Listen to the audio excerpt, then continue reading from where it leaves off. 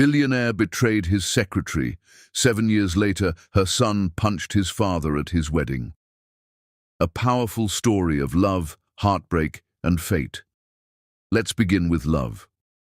7 years ago, the pregnancy test burned like fire in Iman Saldana's trembling hands as she stood outside Jeremy Breyer's corner office, knowing that the next 5 minutes would either change their lives forever or destroy everything she'd ever dreamed of. She had rehearsed this moment 1,000 times during sleepless nights, imagining his smile, his arms wrapping around her, his deep voice whispering that they would face this together. But now, standing before the imposing mahogany door with its gleaming brass nameplate reading Jeremy Breyer's Chief Executive Officer, doubt crept through her chest like ice water. Their relationship had been a secret for 18 months. Stolen kisses in empty conference rooms, weekend getaways to his cabin in the mountains, whispered conversations about a future that seemed as fragile as morning mist. Jeremy had been clear from the beginning. His position as CEO of Breyer's Industries meant they had to be discreet. His father, Camden, would never approve of his son dating the secretary, regardless of how intelligent, beautiful, or devoted she was. Iman understood. She had worked her way up from the mailroom, earning her position through sheer determination and countless overtime hours. She knew how the corporate world worked, how whispers could destroy careers, how a black woman from the wrong side of town would always be seen as reaching above her station. But Jeremy had made her believe that love could overcome all of that. Now, with proof of their love growing inside her, she prayed he would prove her faith hadn't been misplaced. Taking a deep breath that tasted of courage and terror, she knocked softly on the door. "Come in." His voice carried its usual authority, the tone that commanded boardrooms and bent competitors to his will. Iman stepped inside, her heart hammering against her ribs. Jeremy sat behind his massive desk, immaculate in his charcoal suit, his dark hair perfectly styled, his green eyes focused on the financial reports spread before him.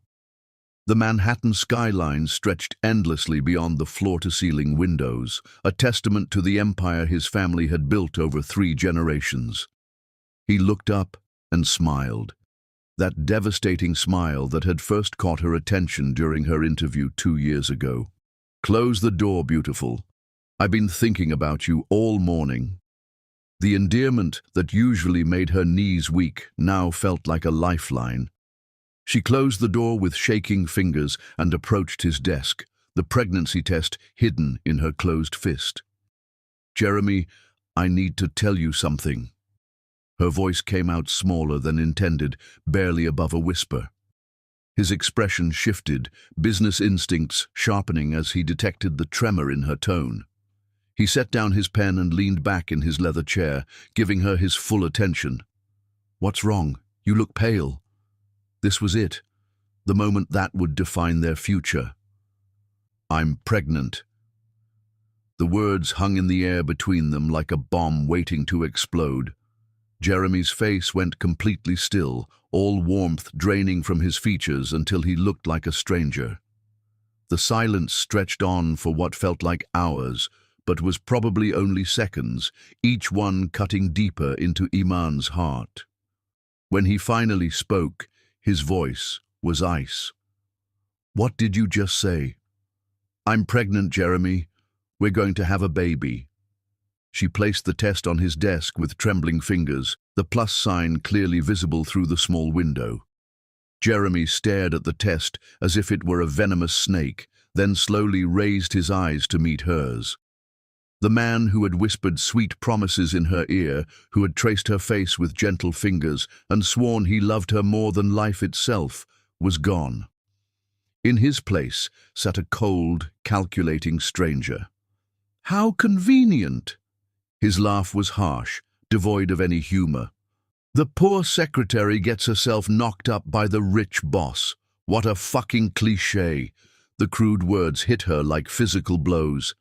"Jeremy, what are you saying? This is our baby, our... He stood abruptly, his chair rolling back against the window. "There is no our, Iman. There never was. Did you really think I was going to marry you? Take you home to meet my father? Introduce you at charity galas as Mrs. Jeremy Briars? Each question was a dagger to her heart. But you said you loved me. You said, I said what I needed to say to get you into my bed. His green eyes were arctic, without a trace of the warmth she had fallen in love with. You were a good fuck, I'll give you that.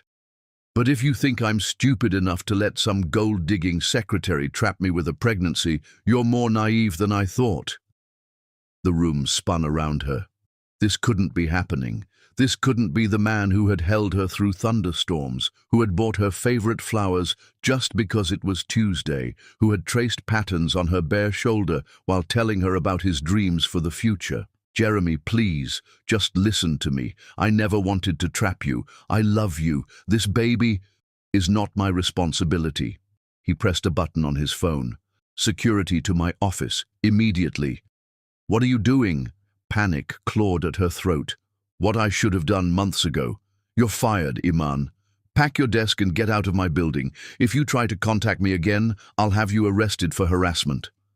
The office door burst open and 2 security guards entered, their faces professionally blank. Behind them hovered Jeremy's assistant, her eyes wide with curiosity and barely concealed excitement at the unfolding drama. Ms. Saldana is no longer employed here, Jeremy said, his voice carrying the absolute authority of his position. Please escort her out.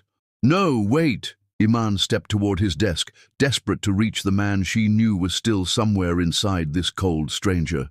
Jeremy, I'm begging you. Think about what you're doing. This is your child. He didn't even look at her. I don't know what you're talking about. I've never had any kind of personal relationship with this woman. If she's pregnant, she needs to figure out who the real father is. The lie was so brazen, so completely devastating, that for a moment, Iman couldn't breathe. Around them, she could hear whispers from the assistants and junior executives who had gathered in the outer office, drawn by the commotion. Tomorrow, this would be office gossip. By next week, it would be a cautionary tale about secretaries who reached too high. Ma'am, please come with us. One of the guards stepped forward, not unkindly, but with firm resolve. Iman looked at Jeremy one last time, searching his face for any crack in the mask, any sign that the man she loved was still there. But his expression remained carved from stone, his eyes focused on his computer screen, as if she had already ceased to exist. With what remained of her dignity, she straightened her shoulders and walked toward the door. The gathered employees scattered like startled birds, unable to meet her eyes. She could feel their stares burning into her back, could practically hear their thoughts. How pathetic! How could she think someone like Jeremy Briars would want someone like her? At the elevator, she turned back one final time.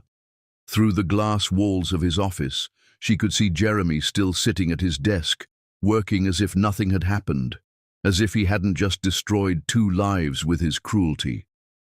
The elevator doors closed and Iman Saldana began her descent, not just to the ground floor, but into a future she would have to face alone. In her purse, the pregnancy test remained, a small plastic witness to the love that had been real, even if only for her. And growing inside her was a piece of Jeremy Briars that he could deny, but that would always, always be part of him. She had loved a man who didn't exist. But the baby she carried was real, and that child would know love, even if their father never would. Chapter 2. 7 years later. The alarm clock's shrill cry pierced through Iman's dreams at 4:30 in the morning, dragging her from the only peace she knew, those precious few hours when she could forget that her life had become a relentless battle for survival. She silenced the alarm quickly, not wanting to wake Ben, and slipped from the narrow bed they shared in their 1-bedroom apartment. The floorboards creaked under her feet, a symphony of poverty that had become the soundtrack to their lives. Through the thin walls, she could hear Mrs. Chen arguing with her husband in rapid Mandarin, the Hendersons' baby crying, and the distant thrum of traffic already building on the highway that bordered their rundown complex. This wasn't the life she had planned, but it was the life she had built from ashes. Iman moved silently through their tiny kitchen, careful not to wake her son. The coffee maker was ancient, a thrift store find that took forever to brew but was all she could afford. While she waited, she studied the bills scattered across their small table like fallen leaves. Rent, utilities, groceries, Ben's school supplies, the numbers never seemed to add up right, no matter how many times she shuffled them around. At 5:15, she kissed Ben's forehead gently and left for her first job of the day. The city was beautiful at dawn, she had discovered. Before the heat and humidity of summer could settle in, before the streets filled with traffic and frustration, there was a moment when everything felt possible. She walked 8 blocks to the office building where she cleaned offices for executives who earned more in a month than she made in a year. Her supervisor, Mrs. Rodriguez, was already there, her kind face creased with concern. "Mija, you look tired. Are you eating enough?" "I'm fine, Mrs. Rodriguez." The lie came easily now, as natural as breathing. Iman had learned to wear survival like armor, to smile when her heart was breaking, to stand tall when everything inside her wanted to collapse. The work was hard but honest. She scrubbed toilets, emptied trash cans, and vacuumed carpets in offices that looked remarkably similar to the one where her life had imploded 7 years ago. Sometimes, when she was alone in a corner office with floor-to-ceiling windows and a mahogany desk, the memories would creep in like unwelcome ghosts. But she had learned to push them down, to focus on the task at hand. By 9 o'clock, she was rushing to her second job at Riverside Diner, where she waited tables during the breakfast and lunch rush. The work was exhausting, but the tips were better than the office cleaning, and sometimes customers left behind newspapers that she could take home to Ben. "Order up!"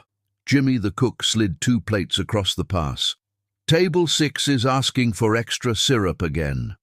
Iman smiled and grabbed the syrup, weaving between tables filled with construction workers, office employees, and retirees who made their coffee last for hours.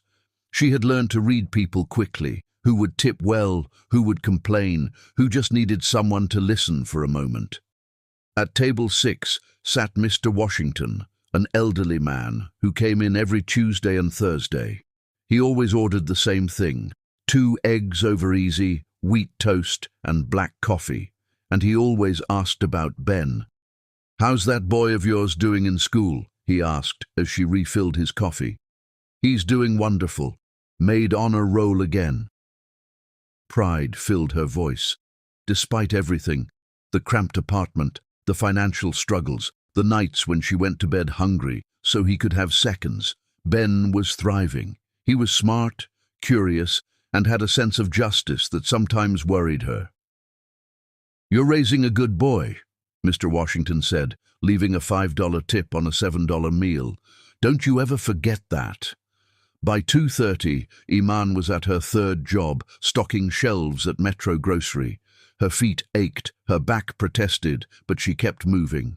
Every hour worked was another step toward security, another small victory against the poverty that threatened to swallow them whole. The grocery store manager, Derek, was young and eager, the kind of boss who tried to be everyone's friend. "Iman, I've got good news. Corporate approved your request for more hours. You can start working Sunday mornings too." More hours meant more money, but it also meant less time with Ben, the eternal trade-off of single motherhood, time for money, presence for provisions. "Thank you, Derek. I appreciate it." By 6 o'clock, she was finally heading home, her body exhausted but her spirit intact. The evening air was thick with the promise of summer storms, and she hurried through the familiar streets of her neighborhood. It wasn't safe after dark, but it was home. She climbed the 3 flights of stairs to their apartment, her keys jingling softly as she unlocked the door. The smell of something burning hit her immediately. "Ben? I'm in the kitchen, Mama." His voice carried the slight panic of a 7-year-old who had tried to cook and failed. She found him standing over their ancient stove, a pot of what had once been macaroni and cheese, now charred beyond recognition. His dark hair, so much like hers, was messy, and his school clothes were splattered with orange cheese sauce. "I wanted to surprise you," he said, his bottom lip trembling slightly. "I know you're always tired when you get home, so I thought—" Iman's heart broke and mended in the same moment. She knelt down to his level, pulling him into her arms. He smelled like childhood and burnt cheese and everything precious in her world. "Oh, baby, that was so thoughtful of you. But remember what I said about using the stove when I'm not home?" "I know, but I'm 7 now. I wanted to help." His brown eyes, Jeremy's eyes, though she tried never to think about that, were earnest and determined. "You do help, sweetheart. More than you know." She kissed his forehead, tasting the salt of his skin and the sweetness of innocence. "How about we clean this up and make some sandwiches instead?" As they worked together in their tiny kitchen, Ben chattering about his day at school, Iman felt the familiar ache in her chest. This beautiful, brilliant child deserved so much more than she could give him. He deserved a father who loved him, a bigger apartment, vacations, college funds, and all the opportunities that came with financial security. But he also deserved honesty, and that was something she had never been able to give him. "Mama?" Ben's voice was quiet as they sat at their small table, sharing peanut butter sandwiches. "Why don't I have a daddy?" The question she had been dreading for years finally arrived with the casualness of a child asking about the weather. Iman's sandwich turned to dust in her mouth. "Some families are different, baby. We have each other, and that's what matters. But Tommy at school says every kid has a daddy somewhere, even if they don't live together." Ben's innocent logic was devastating. "Did my daddy die?" "No, sweetheart. Your daddy? He just wasn't ready to be a daddy." "Will he ever be ready?" The hope in his voice nearly undid her. How could she explain to a 7-year-old that his father had chosen not to love him? That Jeremy Briers lived less than 20 miles away in his mansion, attending charity galas and building his empire, completely unaware that he had a son who dreamed of him every night? "I don't know, Ben, but I do know that you are the most important thing in my world, and I love you enough for 10 daddies." Ben seemed satisfied with this answer, as children often are when presented with love as a substitute for truth. But Iman saw the questions lingering in his eyes, and she knew that her carefully constructed world of omissions was beginning to crack. Later that evening, after Ben had fallen asleep clutching his favorite book about space exploration, Iman sat in their tiny living room and allowed herself 5 minutes of weakness. 5 minutes to remember what it felt like to be loved, to dream of a different life, to wonder what Jeremy would think if he could see the remarkable child they had created. Her phone buzzed with a text from her best friend Keisha. "Girl, did you see the news? Your ex-boss is getting married this weekend. Big society wedding, the whole thing makes me sick." Iman stared at the message until the words blurred together. Jeremy was getting married. Of course he was. To someone appropriate, someone from his world, someone who would never be accused of trying to trap him. She deleted the message without responding and checked on Ben one more time. He slept peacefully, his face relaxed in the way that only children could achieve. Tomorrow would bring new challenges, new struggles, new small victories. But tonight, in the quiet darkness of their small apartment, she allowed herself to hope that somehow, someday, her love would be enough to give him the life he deserved. Outside their window, the city hummed with 8 million dreams, and Iman Saldana dared to believe that hers might still come true. Chapter 3. The Wedding Crasher. Ben Saldana had always been too smart for his own good, and Saturday morning proved no different as he watched his mother's phone light up with a text message while she stood under their tiny apartment's lukewarm shower. The message was from Aunt Keisha, not his real aunt, but the closest thing to family they had besides each other. Ben could read better than most kids his age, a skill his mother had nurtured with library books and patient evening lessons at their kitchen table. The words on the glowing screen seemed to jump out at him like a neon sign. "Today is your ex-boss's wedding. That bastard Jeremy Briers is marrying some socialite at the Plaza Hotel. I hope he chokes on his champagne." Jeremy Briers. His mother had mentioned that name in her sleep sometimes, always with tears streaming down her face. Ben had wondered who could make his strong, brave mother cry even in her dreams. His 7-year-old mind worked with the relentless logic of childhood, connecting dots that adults often missed. His mother had worked for this Jeremy person. She cried about him. She had told Ben that his daddy wasn't ready to be a daddy, and now this man was getting married at the fanciest hotel in the city. Ben's small hands trembled as he set the phone back exactly where his mother had left it. The shower was still running, which meant he had maybe 5 minutes before she noticed he was gone. He pulled on his best clothes, the navy blue pants and white shirt that Aunt Keisha had bought him for school pictures. If he was going to meet his father, he wanted to look nice. Maybe if his daddy saw how good he was, how smart and well-behaved, he might want to be his daddy after all. The Plaza Hotel wasn't far. He had seen it on their walks through the city when his mother would point out the pretty buildings and tell him stories about the people who might live there. Ben had always been good with directions, another trait his mother had proudly nurtured, and he knew exactly which bus to take. The coins from his piggy bank, money he had been saving for a birthday present for his mother, jingled in his pocket as he slipped out of their apartment building. Mrs. Chen was watering her plants on the fire escape and called out to him, but Ben was already running down the street, his heart pounding with determination and terror. The bus ride seemed to take forever.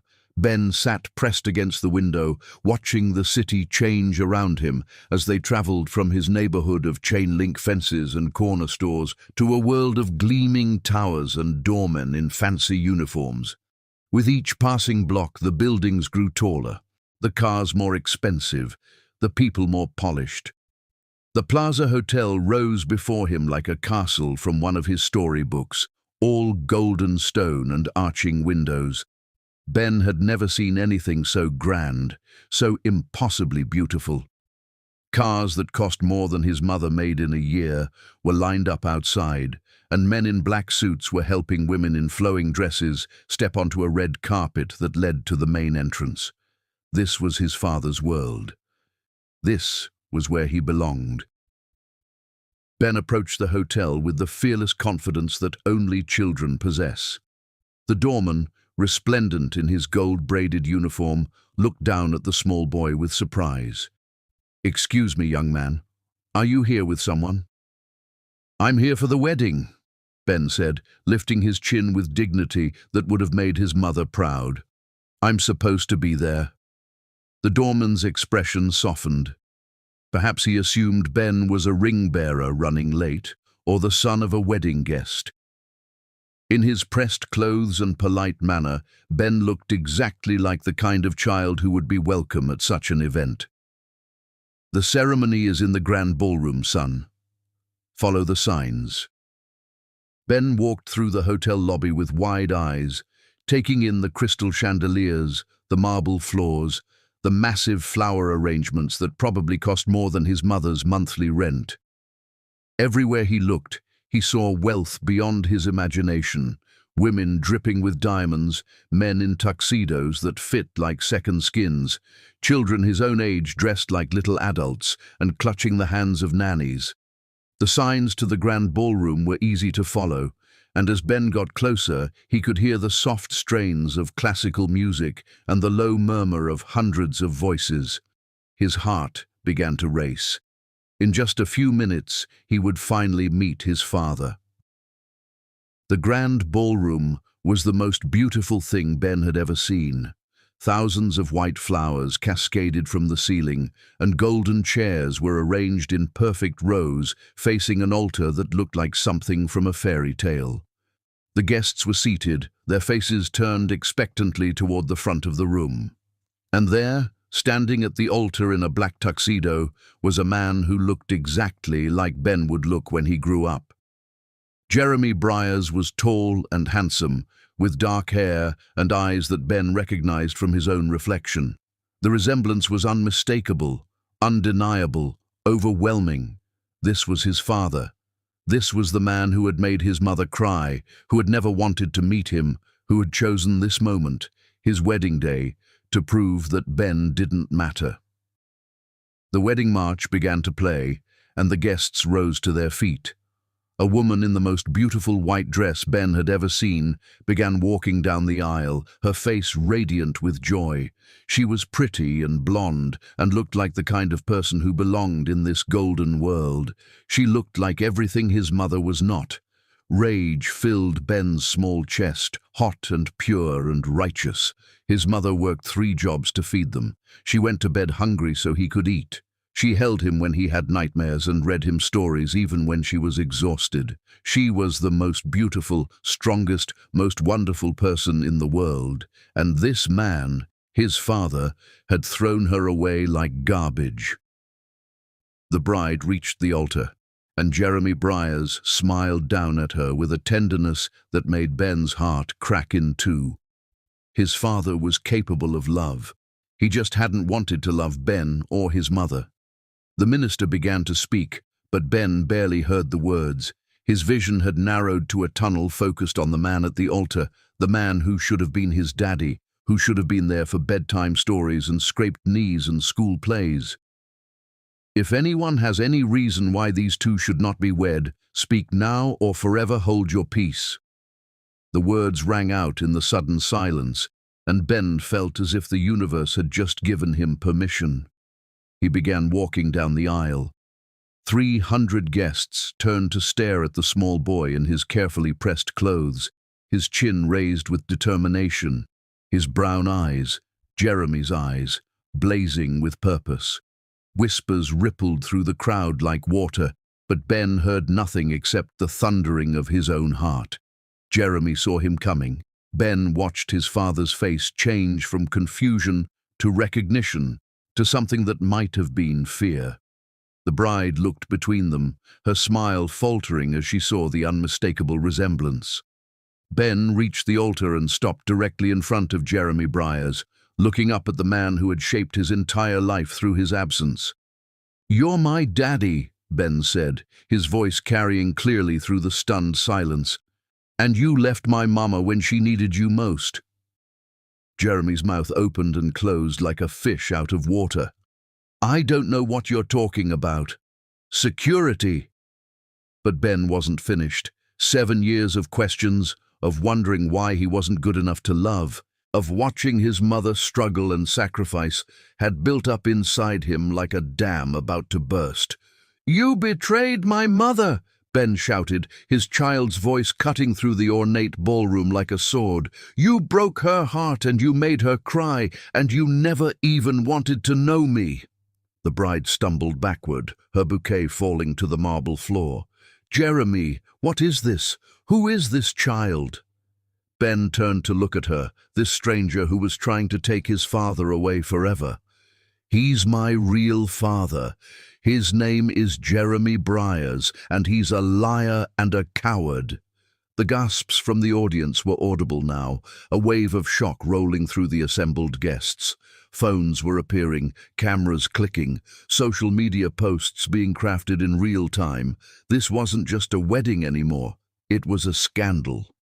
Jeremy reached for Ben's arm, but the boy was quicker, fueled by righteous anger and desperation. Ben drew back his small fist and punched Jeremy Briars as hard as he could, right in the stomach. "I will never leave you alone," Ben cried as Jeremy doubled over, more from shock than pain. "You can't pretend I don't exist anymore."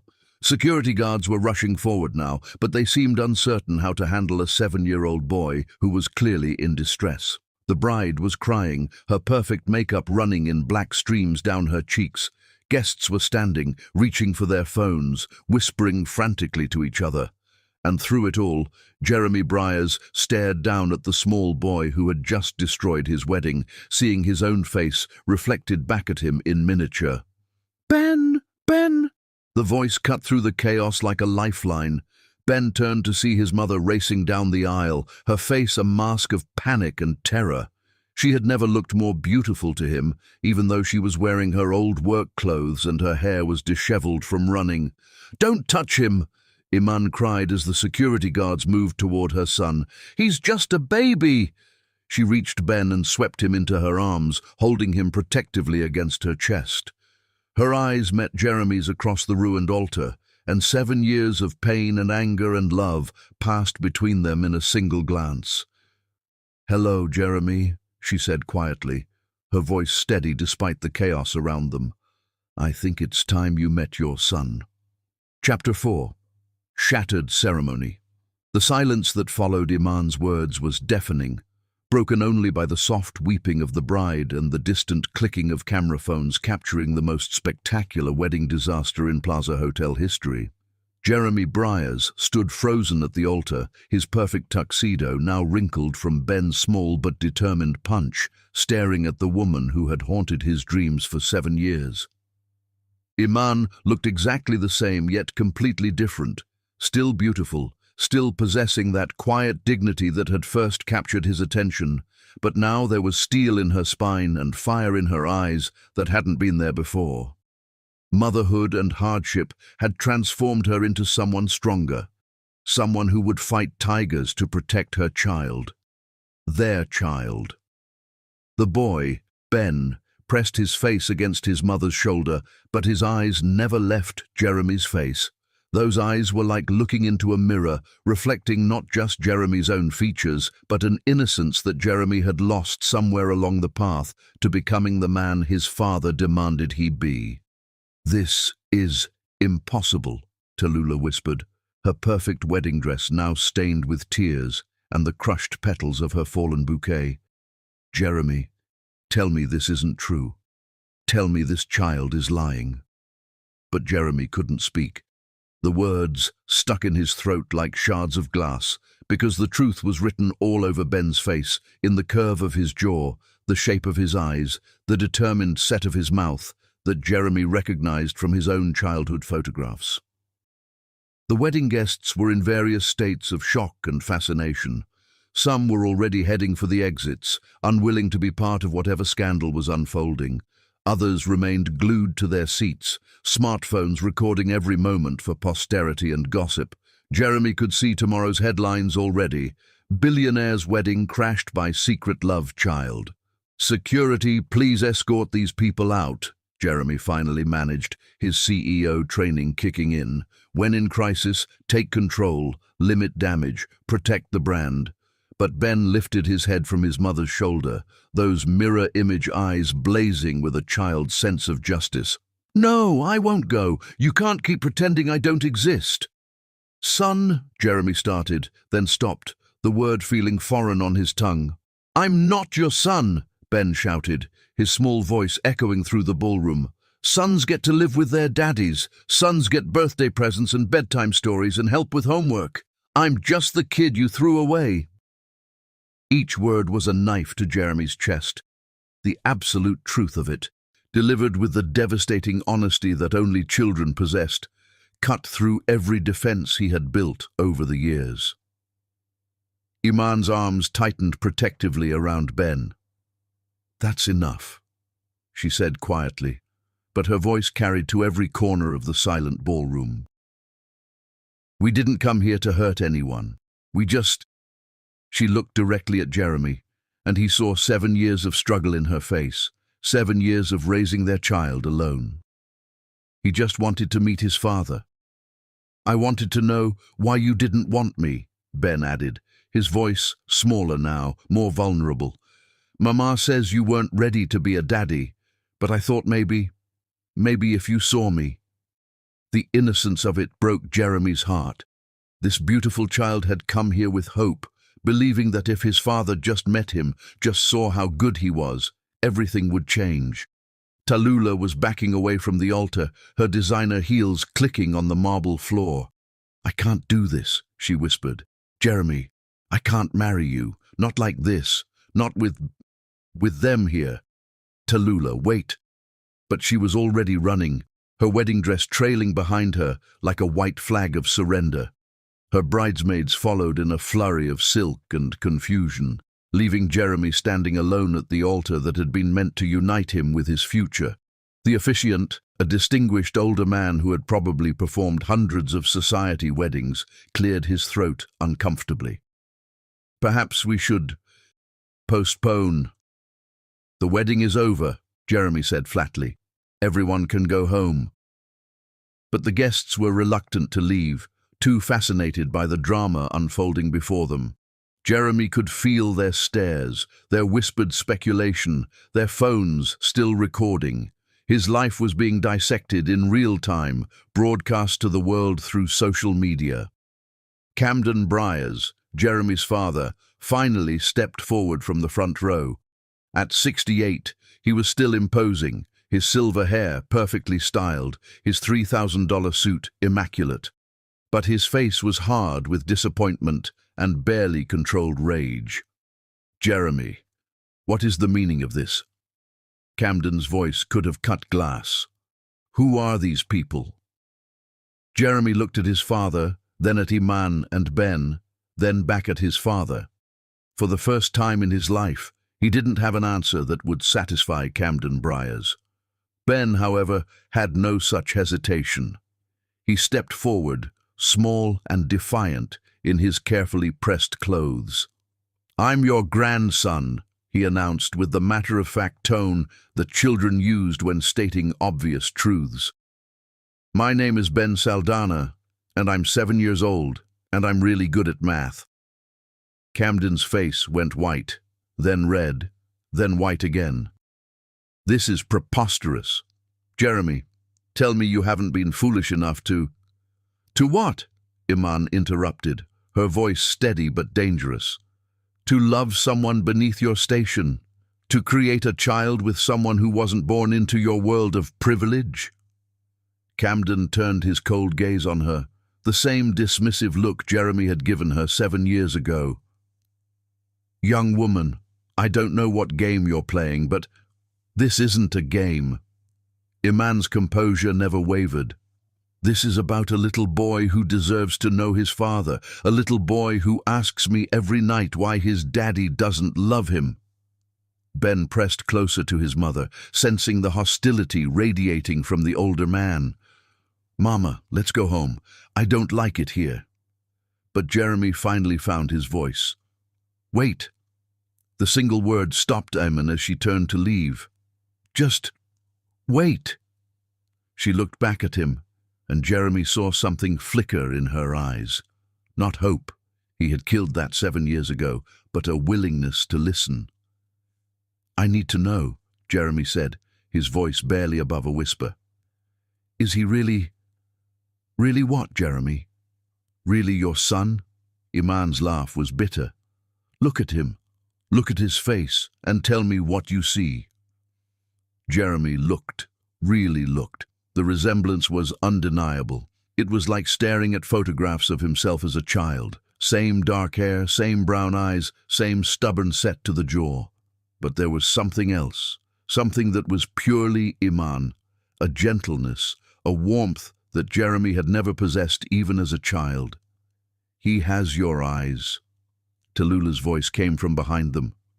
She had returned, her wedding dress now wrinkled, her makeup streaked with tears. "I always wondered why you looked so sad sometimes, Jeremy. Now I know." Jeremy turned to face his former bride. "Tallulah, I can explain." "Can you?" She approached slowly, her heels echoing in the now quiet ballroom. Most of the guests had finally left, unable to bear witness to the complete destruction of what was supposed to be the social event of the season. "Can you explain how you had a child with another woman and never told me? Can you explain how you let that little boy grow up without his father?" "I didn't know." "Yes, you did. Iman's voice cut through his lie. I told you I was pregnant. I begged you to listen. You had me escorted out by security and told everyone I was lying. The memories crashed over Jeremy like a tidal wave. He remembered that day, remembered the fear that had gripped him when Iman had placed that pregnancy test on his desk. Fear of his father's disapproval, fear of how it would look to the board of directors, fear of changing the carefully planned trajectory of his life. So he had done what he always did when faced with something that didn't fit into his world. He had destroyed it.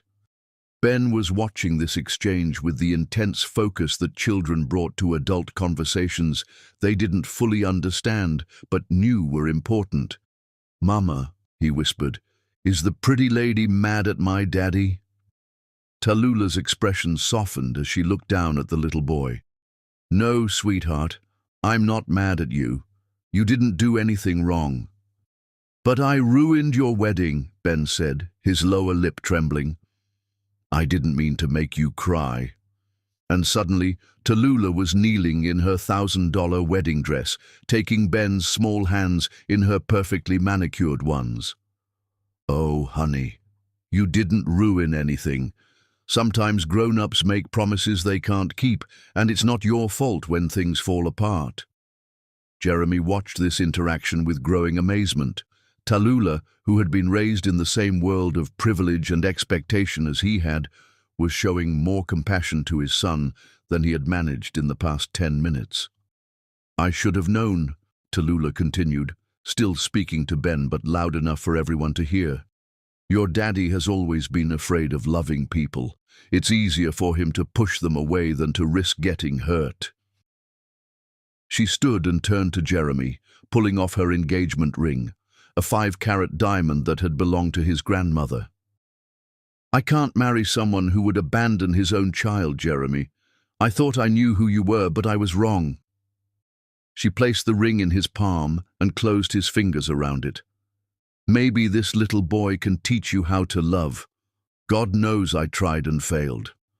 With that, she gathered up her train and walked away, her head held high despite the devastation of her wedding day. Jeremy stood holding the ring, feeling its weight like an accusation. Around him, the ballroom was nearly empty now, except for hotel staff who were beginning the process of cleaning up the wreckage of his wedding. Flowers were wilting, chairs were overturned, and the cake, a 7-tier masterpiece that had cost more than most people made in a month, sat untouched. Camden stepped forward, his face a mask of barely controlled fury. "Fix this," he hissed to Jeremy. "Whatever it takes, fix this. Pay them off, make them sign agreements, but get them out of our lives before they destroy everything we've built." "Dad, no." Camden's voice was final. "You've already made one mistake 7 years ago. Don't compound it by making another one now. Some people are not our kind, Jeremy. They never will be." He turned on his heel and strode away, leaving Jeremy alone with Iman and Ben in the ruins of what was supposed to be the happiest day of his life. The silence stretched between them, heavy with 7 years of hurt and regret and love that had been buried but never truly died. Ben broke it first. "Are you really my daddy?" Jeremy looked down into those familiar eyes and felt something crack open in his chest, something that had been frozen for so long he'd forgotten it existed. "Yes," he whispered. "Yes, I am." It was the first honest thing he had said all day. Chapter 5. The Investigation. 3 sleepless nights after his wedding day disaster, Jeremy Briers sat in his corner office at 2 in the morning, surrounded by the ghosts of decisions that had shaped his entire adult life. The city sparkled beyond his floor-to-ceiling windows, but Jeremy saw none of its beauty. His desk was littered with newspapers and printouts from gossip websites, each one featuring increasingly sensational headlines about his destroyed wedding. Billionaire's secret love child ruins, society wedding. Plaza Hotel drama, CEO's past comes back to haunt him. Wedding crasher, 7-year-old exposes Billionaire's lies, but it was the photographs that haunted him most. Picture after picture of Ben's face, that small, determined expression as he stood at the altar delivering truths that Jeremy had spent years trying to bury.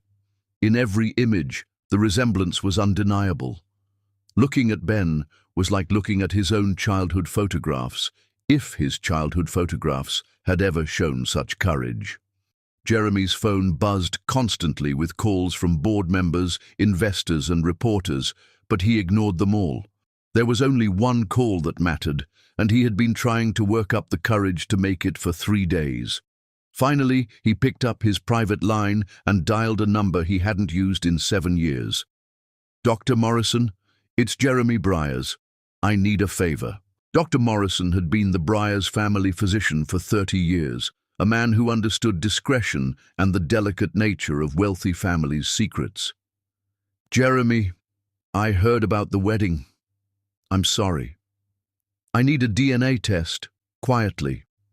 There was a pause. "I see. Do you have samples?"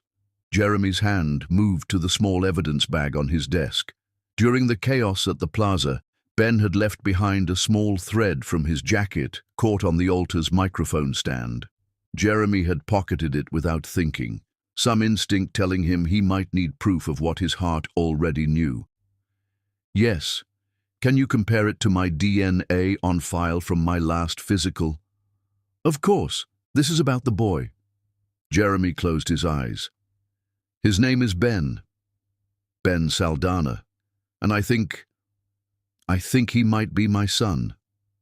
I'll have results for you by tomorrow evening. Jeremy? Yes? Whatever the results show, you know what you need to do."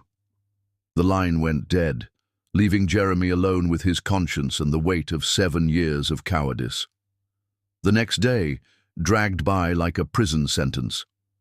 Jeremy sat through board meetings without hearing a word, signed documents without reading them, and fielded increasingly angry calls from his father about damage control and protecting the family name. "The board is getting nervous," River Hayes, his business partner and closest friend, said during their afternoon meeting. River was one of the few people Jeremy trusted completely, a man who had stood by him through every corporate battle and personal crisis. "Stock prices are down 3 points since the wedding. Investors are asking questions." "Let them ask." River studied Jeremy's face with concern. "You look like hell. Have you slept at all since Saturday?" "How can I sleep?" Jeremy leaned back in his chair, feeling older than his 42 years. "River, I think I made the biggest mistake of my life 7 years ago." "You mean Iman Saldana?" Jeremy nodded. They had been friends long enough that River knew about the affair, though Jeremy had never told him about the pregnancy. "She told me she was pregnant. I didn't believe her. I thought she was trying to trap me. And now? Now I think I was the one who was trapped. Trapped by my own fear and my father's expectations and this goddamn need to protect the precious Briar's reputation." Jeremy's voice was bitter. "Do you know what that little boy said to me? He said I threw him away like garbage, and he was right." River was quiet for a long moment. "What are you going to do?" Before Jeremy could answer, his secretary's voice came through the intercom. "Mr. Briers, Dr. Morrison is here to see you." Jeremy's heart stopped. "Send him in." Dr. Morrison entered carrying a manila envelope that might as well have contained Jeremy's entire future. He was a distinguished man in his 70s, with kind eyes behind wire-rimmed glasses and the bearing of someone who had delivered both wonderful and terrible news to families for decades. "Gentlemen," Dr. Morrison nodded to River, then looked directly at Jeremy. "Should I wait until you're alone?" "River can hear this. He's family." Dr. Morrison opened the envelope and pulled out a single sheet of paper. "The DNA test results are conclusive. The probability of paternity is 99.98%. Congratulations, Jeremy. You have a son." The words hit Jeremy like a physical blow. Even though he had known, even though the evidence was written all over Ben's face, hearing it confirmed felt like the world shifting on its axis. "My God," River whispered. "Jeremy, you have a 7-year-old son." Jeremy took the paper with trembling hands, staring at the scientific proof of what his heart had been screaming at him for 3 days, numbers and percentages that added up to one devastating truth. He had abandoned his own child. "There's something else, Doctor," Morrison said gently. "I took the liberty of researching the boy's medical history. He's had several emergency room visits in the past year, pneumonia, a broken wrist, what appears to be chronic malnutrition." "Malnutrition?" Jeremy's voice was sharp. "His growth charts suggest he's not getting adequate nutrition. It's not severe, but it's consistent with a family struggling financially." Dr. Morrison's tone remained professional, but Jeremy caught the implied criticism. "Children from low-income families often—" "He's not from a low-income family," Jeremy interrupted. "He's my son. He's a Briars."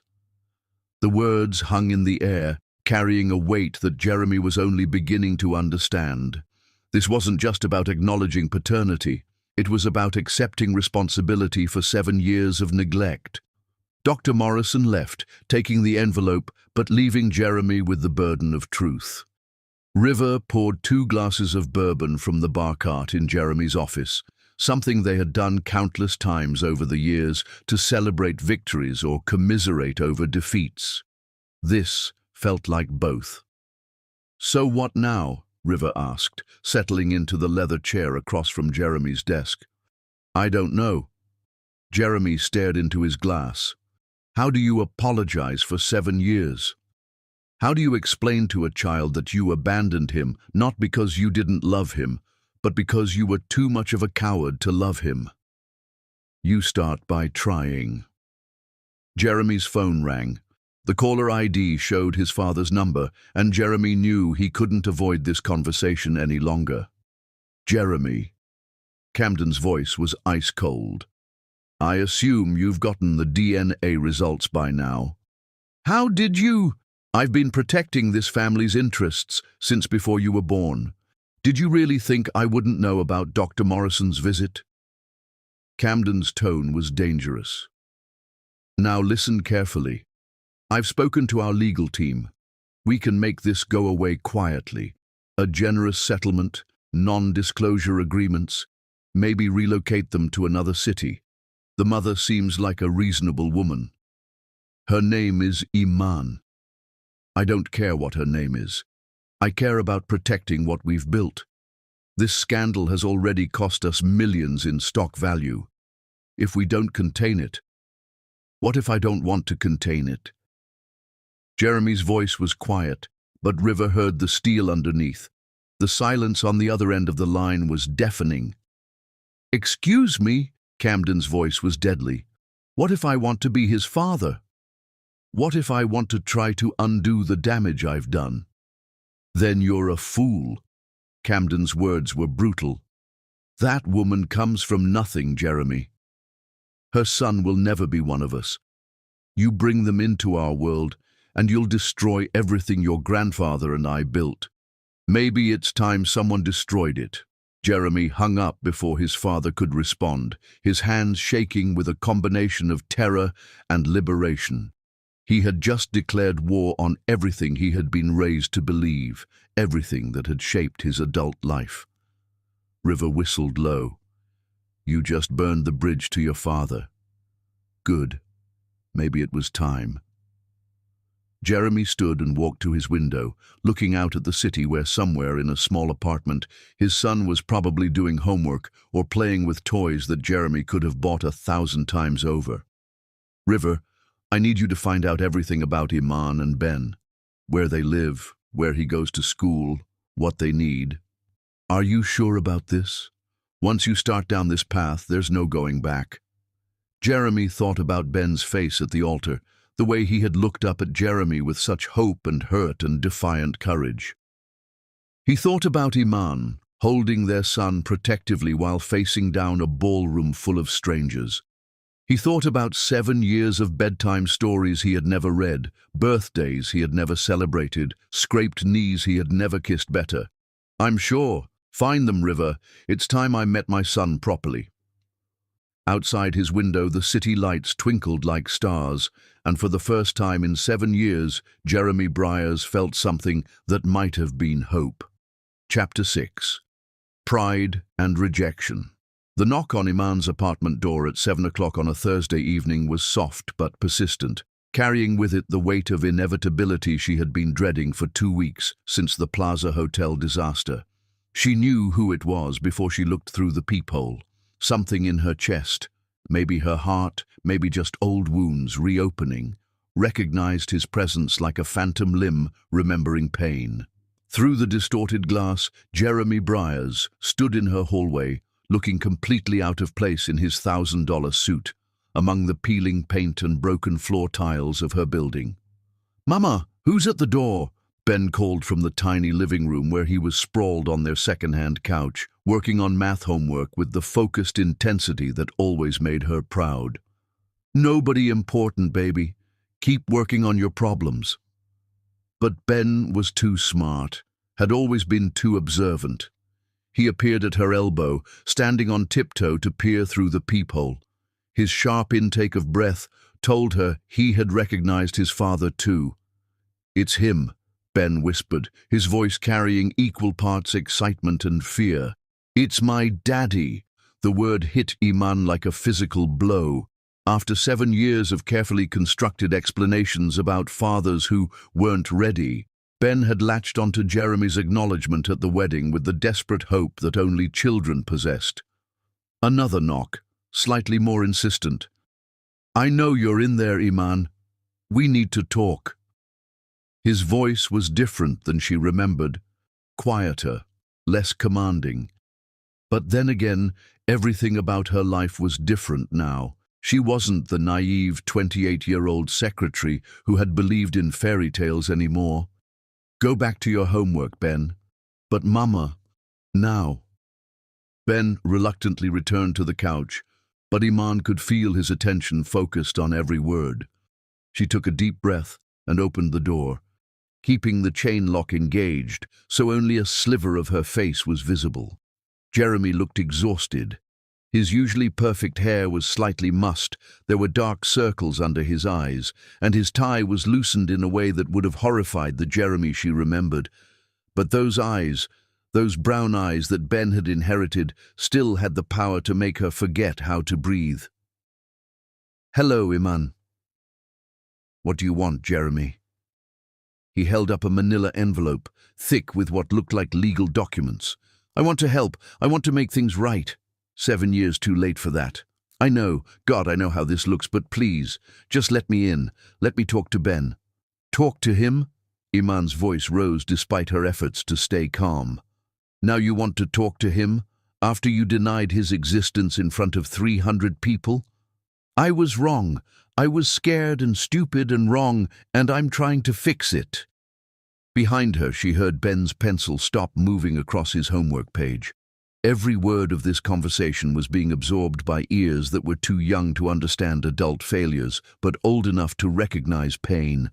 "You can't fix this with money, Jeremy. You can't write a check and make 7 years of abandonment disappear." "I'm not trying to buy you off." His voice carried a frustration that almost sounded genuine. "I'm trying to take responsibility. The DNA test confirmed what we both already knew. Ben is my son, and he deserves—" "Don't you dare tell me what my son deserves." Iman's whisper was more dangerous than any shout. "Where were you when he had pneumonia and I couldn't afford the hospital bills? Where were you when he broke his wrist falling off the playground equipment at his underfunded school? Where were you during the nights he cried because other kids made fun of him for not having a father?" Each question was a dagger, and she watched Jeremy flinch with every blow. Good. Let him hurt the way she had hurt, the way Ben had hurt. "I want to be there now," Jeremy said quietly. "For all of it. The good and the bad and everything in between. It doesn't work that way. You don't get to waltz back into our lives whenever it's convenient for you." "Mama?" Ben's small voice came from right behind her. He had abandoned any pretense of doing homework and was now standing close enough to see Jeremy through the crack in the door. "Is that really my daddy?" The hope in his voice nearly broke her resolve. This was the conversation she had been dreading, the moment when her carefully constructed world of half-truths and protective lies would crumble. "Yes, baby, that's him. Can he come in?" "I want to show him my math homework. I got all the problems right today." The innocent pride in Ben's voice was devastating. Here was her brilliant, beautiful boy, desperate for his father's approval over something as simple as elementary school arithmetic. 7 years of accomplishments and milestones that Jeremy had missed, and Ben was ready to forgive it all for a moment of attention. "I don't think that's a good idea, sweetheart." "Why not?" Ben's confusion was genuine. "If he's my daddy, why can't he come inside?" Jeremy spoke before Iman could answer. "Because I hurt your mama very badly a long time ago, Ben. She's trying to protect you." "From what?" "From me." The honesty of it surprised Iman. The Jeremy she remembered would have made excuses, would have found ways to shift blame or minimize his role in their destruction. This admission of culpability was something new. "I don't understand," Ben said, his 7-year-old mind struggling with the complexities of adult failures. "If you're sorry, can't Mama forgive you? That's what she always tells me to do when I make mistakes. Out of the mouths of babes." Iman felt tears prick at her eyes, but she forced them back. She had cried enough over Jeremy Briers to last several lifetimes. "Some mistakes are bigger than others, baby." "How big was his mistake?" Jeremy answered before she could. "The biggest mistake anyone could ever make. I had the most precious thing in the world, and I threw it away because I was afraid." "Afraid of what?" "Afraid of loving you and your mama the way you deserve to be loved." Ben processed this with the serious concentration he applied to everything important. "Are you still afraid?" "Terrified," Jeremy admitted. "But I'm more afraid of losing you both forever." Iman wanted to hate how easily he said the right words, how naturally the charm flowed, even when he was supposedly being honest. But something in his voice, some quality she didn't remember from before, made her hesitate. "Please, Iman, just let me try. Let me prove that I've changed." "People don't change, Jeremy." "Not really, and I won't let you break his heart the way you broke mine." She started to close the door, but Ben's small hand stopped her. "Mama, can I just talk to him for a minute? Please." The desperate hope in her son's eyes was her undoing. Against every instinct screaming at her to protect him, she unlatched the chain and opened the door wider. Jeremy stepped into their tiny apartment, and immediately the space felt smaller, more cramped. He was too big for their world, too polished, too expensive. His suit probably cost more than she made in 6 months, and his presence was a stark reminder of the vast gulf between their lives. Ben, however, seemed oblivious to any disparity. He looked up at Jeremy with stars in his eyes, seeing only the father he had dreamed of for 7 years. "Do you want to see my room?" Ben asked. "I have a poster of the solar system, and I know all the planets in order." "I would love to see your room," Jeremy said, his voice surprisingly gentle. As they walked toward the back of the apartment, Iman heard Jeremy's sharp intake of breath. She knew what he was seeing, the single bed that she and Ben shared, the milk crates serving as a dresser, the toys that were clearly second-hand but carefully maintained. Their poverty was laid bare, impossible to hide or disguise. Ben proudly showed Jeremy his space shuttle models made from cardboard and his collection of library books about astronomy. "I want to be an astronaut when I grow up," he announced. "Mama says I'm smart enough to do anything I want." "Your mama is right," Jeremy said, and Iman was surprised by the thickness in his voice. "You are incredibly smart. Are you proud of me?" The question hung in the air like a prayer. Iman watched Jeremy's face crumble, watched 7 years of regret and pain wash over his features. "I am so proud of you, Ben, and I'm so sorry I wasn't here to tell you that every single day." Ben beamed, and in that moment, Iman saw her carefully constructed walls beginning to crack. This was exactly what she had been afraid of. Ben's innocent willingness to forgive, to hope, to love unconditionally. When they returned to the living room, Jeremy reached for the envelope he had brought. "I know you don't want my money," he said to Iman, "but please, at least let me help with his medical bills, his education, whatever he needs. We don't need your charity. It's not charity, it's child support. 7 years of child support that I should have been paying all along." I said no. The firmness in her voice brooked no argument, but Jeremy pressed on anyway. "Iman, be reasonable. He deserves a father who wanted him from the beginning. Since you can't give him that, we'll manage just fine without you. But I want to be his father now. Now isn't good enough." She walked to the door and opened it, her message clear. Jeremy looked at Ben one more time, his face full of longing and regret. "I'll be back," he said quietly. "Don't." But even as she said the word, Iman knew it was futile. Jeremy Briers had finally found something worth fighting for, and she doubted he would give up easily. After he left, Ben curled up next to her on the couch, unusually quiet. "Mama, do you think my daddy will come back?" Iman pulled her son close, breathing in the scent of his hair and the innocence that she was fighting so hard to protect. "I don't know, baby. I honestly don't know." But in her heart she feared she did know, and that terrified her more than poverty, more than struggle, more than anything else in her carefully rebuilt world. Chapter 7. The Breaking Point. The call came at 11:47 on a Tuesday morning while Iman was elbow-deep in industrial-strength cleaning solution at the Meridian office complex, her hands raw from scrubbing executive bathrooms that gleamed like mirrors but never quite felt clean enough. "Ms. Saldana?" The voice on her cell phone was crisp, professional, tinged with the kind of controlled urgency that made her blood turn to ice.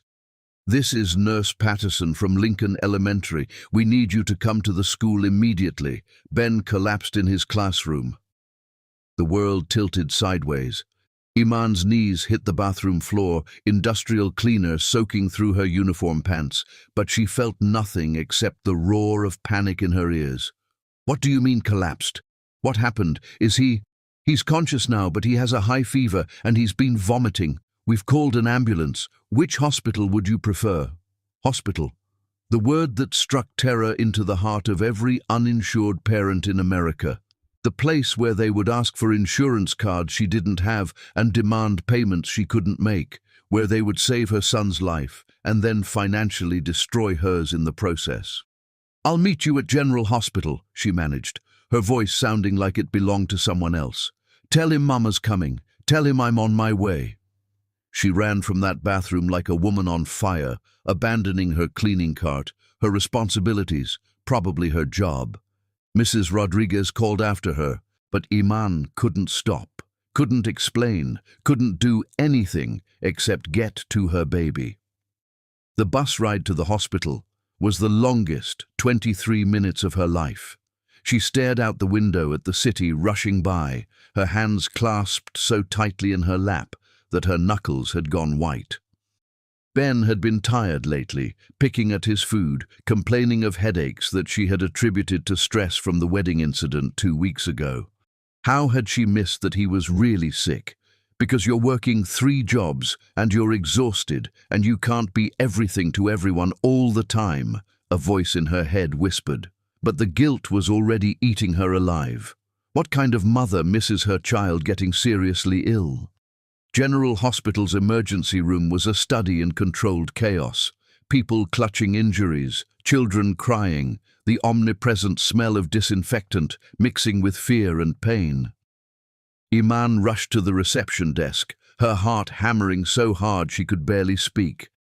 My son, Ben Saldana. He was brought in by ambulance from Lincoln Elementary. Room 304, the receptionist said, without looking up from her computer. Take the elevator to the 3rd floor. Turn right. Iman ran.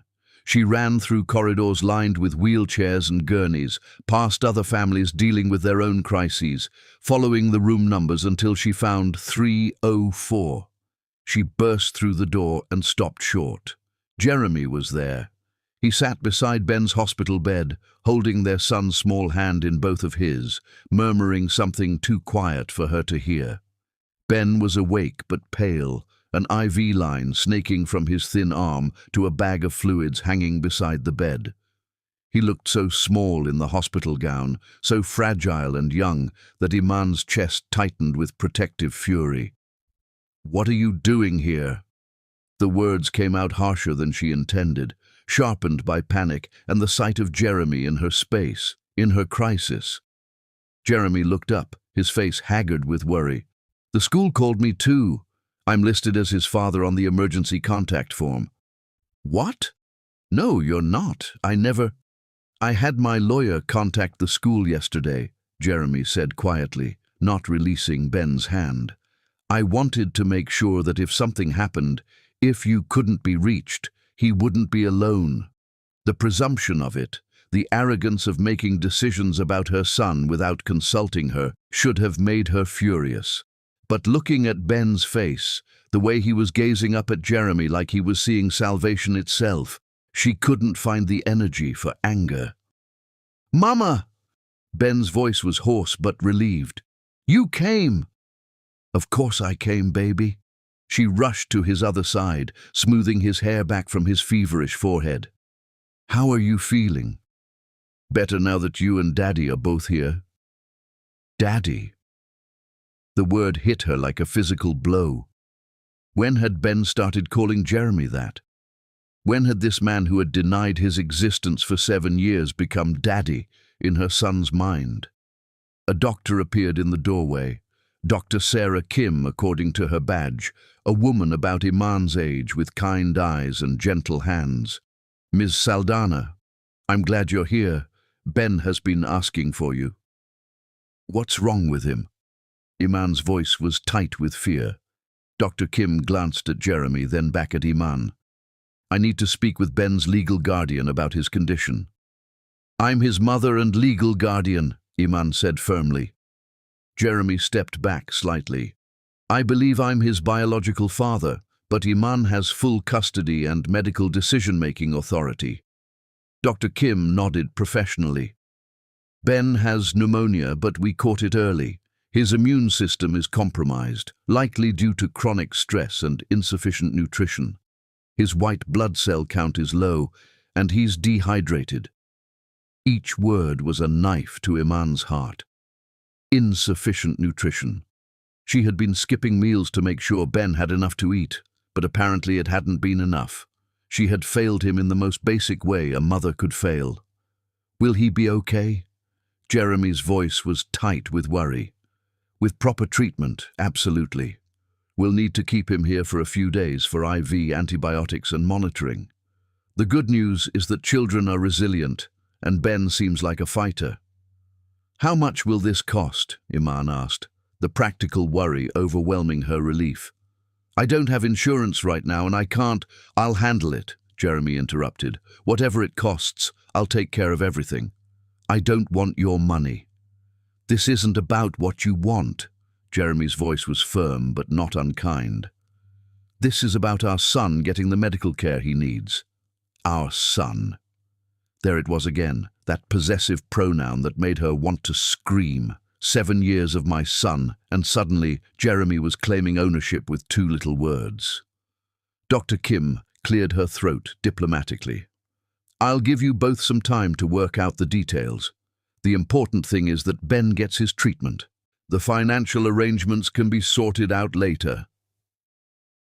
After the doctor left, an uncomfortable silence settled over the room. Ben had dozed off, exhausted by illness and the drama of the day, leaving his parents to navigate the minefield of their complicated relationship. "How did you know?" Iman asked quietly. How did you know to come? I heard about it through my lawyer, Jeremy said carefully. After the DNA test confirmed Ben was my son, I asked him to monitor any emergency situations involving you both. Not to interfere, just to know if you needed help. You've been having us watched. I've been trying to understand how to be part of his life without overstepping boundaries. Jeremy's voice was quiet. I know I have no legal rights, no official role in his life, but when I heard he was sick, I couldn't stay away. The confession should have terrified her, but instead she felt a strange sort of relief. She had sensed someone watching them, had caught glimpses of expensive cars in their neighborhood that didn't belong, had felt eyes on her as she walked to work. You've been stalking us. I've been learning about my son. There's a difference. Is there? Jeremy finally looked at her, and she saw something in his face that she had never seen before. Complete vulnerability. Iman, I know you hate me. I know I don't deserve forgiveness, don't deserve to be in his life, but I can't stay away anymore. He's my child too. You gave up that right 7 years ago. I was 28 years old and terrified of my father and the board of directors and everything that loving you and Ben would have meant for my carefully planned life. I was a coward and an idiot, and I've regretted it every single day since. Regret doesn't give you 7 years back. No, it doesn't, but maybe it can give us a future. Ben stirred in his sleep, making a small sound of distress. Immediately, both parents moved toward him, their hands meeting as they reached to comfort him. The contact was electric, 7 years of separation collapsing in an instant. It's okay, baby, Iman whispered, smoothing his hair. We're both here, Jeremy added softly. Mama and Daddy are both here. Ben settled back into sleep, and they pulled their hands away from each other as if they had been burned. Don't, Iman whispered. Don't make him promises you can't keep. What makes you think I can't keep them? Because you're Jeremy Briers. Your world is charity galas and board meetings and people who think my son is a mistake you need to fix. How long before the novelty of playing daddy wears off? Jeremy was quiet for so long that she thought he wasn't going to answer. When he finally spoke, his voice was barely above a whisper. I looked him up, online. There are pictures from his school's science fair where he won first place with a project about solar energy, pictures from the community center where he volunteers reading to younger kids.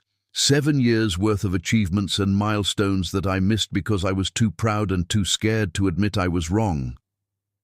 He turned to look at her, and she saw tears in his eyes that she had never seen before. I've been living half a life, Iman, going through the motions of success and achievement, but feeling empty inside. Then I saw him at the wedding, saw the courage it took for a 7-year-old to stand up in front of all those people and fight for what he believed was right. And I realized that he's everything I should have been and never was. Jeremy, I'm not asking you to forgive me. I'm not asking you to trust me. I'm just asking you to let me try to be the father he deserves. Before she could answer, Ben's eyes fluttered open. He looked between them, his fever-bright gaze taking in their proximity, their obvious emotional conversation. Are you fighting? He asked weakly. No, sweetheart, Iman said quickly. We're just talking. Good.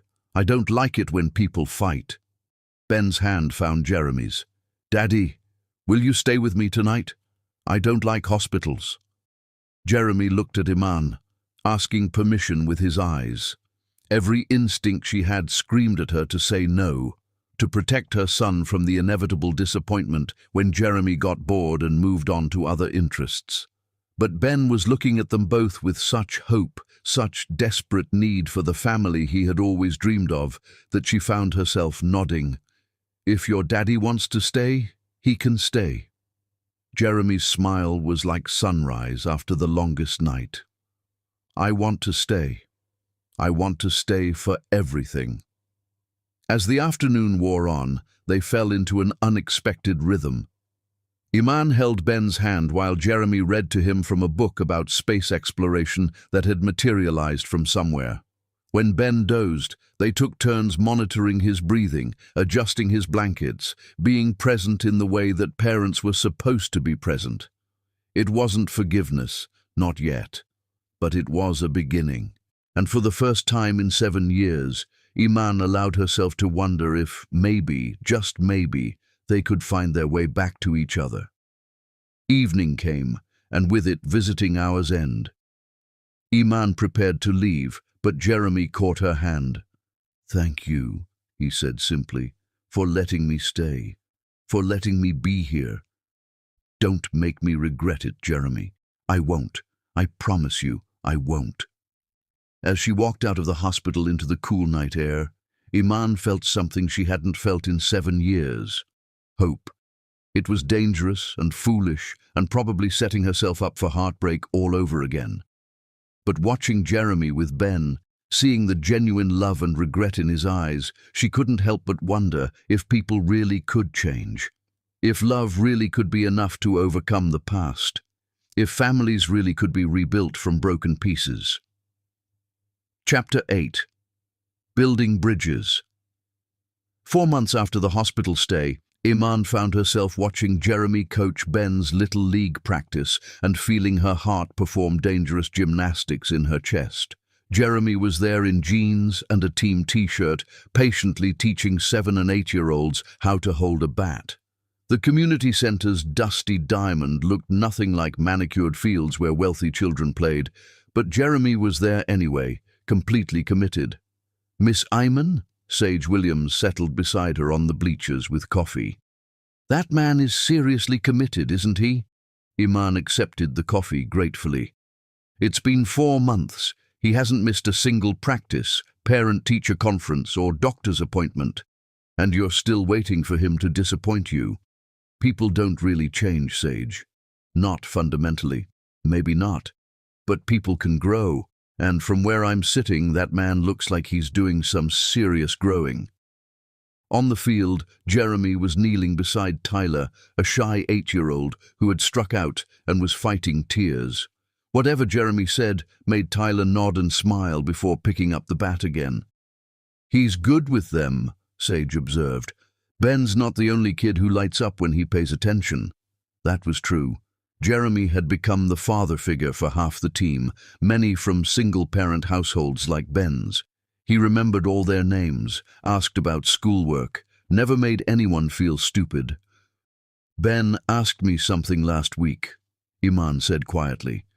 "He asked if I thought Jeremy would stay forever, or if he was just visiting until he got bored."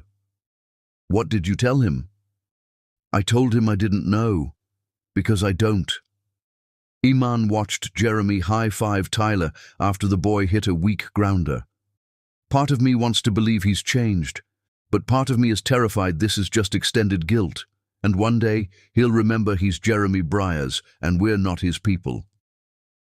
Practice ended, and Ben came running over, face flushed with joy. "Mama, did you see? Coach Jeremy taught me how to steal second base." "I saw, baby. You're getting really good." Jeremy approached, expensive sneakers covered in dust, hair mussed from athletic activity. He looked younger, more relaxed than she'd ever seen him. "He's a natural athlete," Jeremy said, ruffling Ben's hair with casual affection. "Good eye, quick reflexes, takes after his mother." "Can Coach Jeremy come to dinner tonight?" Ben asked hopefully. "I want to show him my science project." This had become the pattern. Jeremy never invited himself, but made himself available for every opportunity to spend time with Ben. "Please, Mama, I made a volcano." "Okay, but we're having spaghetti from a box. Nothing fancy." "Spaghetti sounds perfect." An hour later, they crowded around Iman's small kitchen table, watching Ben's baking soda volcano erupt while he explained the chemical reaction with budding scientist enthusiasm. "So when vinegar mixes with baking soda, it makes carbon dioxide gas, and that causes the eruption." Ben's eyes were bright, just like a real volcano, except real ones have magma instead of red food coloring. That's incredible, Ben, Jeremy said, his pride unmistakable. You explained that better than my college geology professor. Really? You're going to make an amazing scientist someday. Ben beamed, and Iman felt that dangerous flutter again. This was what she'd been afraid of. Ben forming attachment to a father who might not stay, and herself remembering why she'd fallen in love with Jeremy. After dinner, while Ben did homework, Iman and Jeremy found themselves washing dishes together. It was domestic and comfortable and terrifying. "Thank you," Jeremy said quietly, "for letting me be part of this. You don't have to thank me. He's your son too." The admission slipped out before she could stop it, and Jeremy's hands stilled on the plate he was washing. "Do you mean that?" "I mean he deserves to know his father. If you're really planning to stick around." "I am. Iman, I know you don't believe me yet, but I'm not going anywhere. This," he gestured around the kitchen, "this is what I want. Not charity galas or board meetings. This is poverty, Jeremy, struggle and worry and never having enough. This is family." His voice was firm. "This is what matters." Later that evening, after Jeremy left and Ben was asleep, Iman sat thinking about the changes 4 months had brought. Jeremy had been true to his word about consistency. He showed up when he said he would, remembered important things, learned Ben's schedule and made himself available. More than that, he'd proven capable of existing in their world without trying to change it. He didn't suggest expensive solutions or try to buy Ben's affection. Her phone buzzed with a text. "Thank you for dinner." Ben's volcano was amazing, but watching him with his mother was even better. "You've raised an incredible kid, Iman." She stared at the message before typing back. "He asks about you every morning, whether you'll be at practice, whether you're coming to his school play, whether you'll still be here tomorrow. What do you tell him?"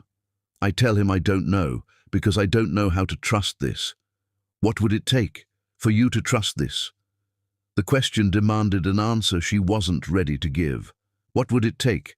Time, proof, some guarantee that Jeremy wouldn't wake up one day and remember he was a billionaire and they were just a complication. Instead of answering, she turned off her phone and checked on Ben one more time. He was sleeping peacefully, clutching the baseball Jeremy had given him. Not expensive or signed by famous players, just a regular ball from practice with Ben's first home run, written in Jeremy's careful handwriting. Such a small thing, such an ordinary gesture. But for a little boy who'd never had father's recognition, it was everything. Maybe Sage was right. Maybe people could grow. Maybe Jeremy really was trying to become the man Ben needed. And maybe it was time for Iman to start believing in second chances, even if it scared her more than anything else in the world. Word count. 1,200 nightstand was the baseball Jeremy had given him. Not an expensive signed ball from a famous player, just a regular baseball from practice with Ben's first home run, written on it in Jeremy's careful handwriting. Such a small thing, such an ordinary gesture. But for a little boy who had never had a father's recognition of his achievements, it was everything. Maybe Sage was right. Maybe people could grow. Maybe Jeremy really was trying to become the man Ben needed him to be. And maybe, just maybe, it was time for Iman to start believing in the possibility of second chances, even if it scared her more than anything else in the world. Chapter 9. The Apology. Christmas Eve arrived with the kind of gentle snowfall that made even the roughest neighborhoods look like greeting cards, and Iman found herself staring out her apartment window, wondering how her carefully ordered world had become so beautifully complicated. Jeremy was in her kitchen, making hot chocolate from scratch, while Ben arranged cookies on a plate with the meticulous care of a 7-year-old who wanted everything to be perfect. The domestic scene should have felt strange, intrusive, wrong. Instead, it felt like coming home. "Mama, come see," Ben called excitedly. Jeremy showed me how to make the marshmallows float in a pattern. 6 months ago, if someone had told her that Jeremy Briers would be spending Christmas Eve in her apartment, teaching her son about marshmallow arrangements, she would have laughed. Now, watching Jeremy's patient smile as Ben proudly displayed his creation, she could barely remember why she had been so afraid. "It's beautiful, baby," she said, joining them in the kitchen. "Very artistic." Jeremy says patterns are important in everything: cooking, business, even baseball. Ben looked up at Jeremy with the hero worship that still made Iman's chest tight with equal parts joy and terror. "Is that true?" "It's true," Jeremy confirmed, handing Ben a mug of hot chocolate topped with perfectly arranged mini marshmallows. "But the most important pattern is showing up. Being there when people need you, consistently, over and over again." The words were casual, but Iman caught the look Jeremy gave her over Ben's head. In 6 months, he had shown up. Every practice, every school event, every doctor's appointment, every ordinary Tuesday evening when Ben needed help with homework. He had established a pattern of presence that was slowly, inexorably wearing down her defenses. "I have something for you both," Jeremy said quietly, reaching into the bag he had brought. "Early Christmas presents." "Jeremy, we talked about this. They're not expensive," he assured her quickly. "They're just meaningful." He pulled out 2 wrapped packages, small and identical in size. Ben tore into his immediately with the enthusiasm of childhood, while Iman opened hers more carefully. Inside was a photo in a simple silver frame, the 3 of them at Ben's school Thanksgiving play, where Ben had played a historically inaccurate but enthusiastic turkey. Jeremy had attended like any other parent, cheering from the audience, taking pictures with his phone, looking completely natural in the elementary school cafeteria, despite his $1,000 suit. But it wasn't the photo that made her breath catch. It was the inscription at the bottom, written in Jeremy's careful handwriting. "The day I learned what family really means. November 15th, our new beginning." Ben held up his identical frame, beaming. "It's us. We look like a real family." "You are a real family," Jeremy said softly. "You always were. I was just too blind to see it." The moment hung between them, weighted with 6 months of slowly rebuilt trust and 7 years of carefully guarded pain. Ben, oblivious to the adult undercurrents, was already reaching for another cookie. "Ben," Jeremy said, his voice carrying a solemnity that made both mother and son look at him with sudden attention. "Can you sit down for a minute? There's something I need to say to both of you." Ben perched on the edge of the couch, his hot chocolate clutched in both hands, eyes wide with curiosity. Iman remained standing, instinctively protective, even as her heart began to race. Jeremy looked at them both for a long moment, then slowly, deliberately, lowered himself to his knees on their worn carpet. "What are you doing?" Iman whispered. "Something I should have done 7 years ago." Jeremy's voice was steady, but she could see the emotion in his eyes. "Ben, Mama, I need to apologize to both of you. Really apologize, not just with words, but with everything I am." Ben set down his mug, suddenly serious in the way children became when they sensed something important was happening. "I made the biggest mistake a man can make," Jeremy continued, looking directly at Ben.